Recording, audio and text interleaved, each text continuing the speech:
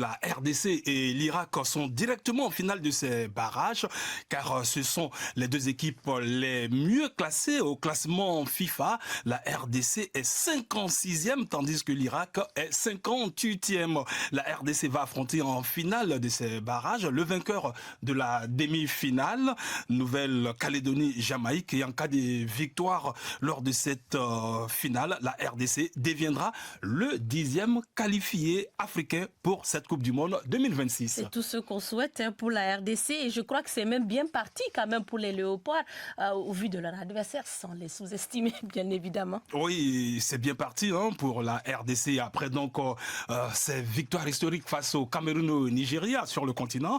Et oui, la Nouvelle-Calédonie 149e au classement FIFA et la Jamaïque 70e sont deux adversaires très prenables pour la RDC. La Nouvelle-Calédonie vise une première qualification au mondial et n'a pas l'expérience d'un pays comme la RDC. Il faudra faire un peu plus attention à la Jamaïque. Les Jamaïcains sont favoris pour rejoindre la RDC en finale au vu de leur classement mondial et de leur expérience. Ils ont aussi pas mal d'internationaux qui évoluent au plan européen. Et puis, il faut savoir qu'ils s'étaient qualifiés à la Coupe du Monde en 1998. Oui, ils auront cet avantage quand même à rajouter. Ce tournoi va se disputer au Mexique et la Jamaïque est évidemment très proche du Mexique puisque les Caraïbes bordent le Mexique, donc ils auront beaucoup de supporters. Ça sera aussi le cas de la Bolivie, évidemment. Ça sera peut-être plus compliqué pour les supporters congolais de faire le déplacement, malheureusement. Ouais. Alors, la RDC est dans une bonne position avant ces barrages, on l'a vu.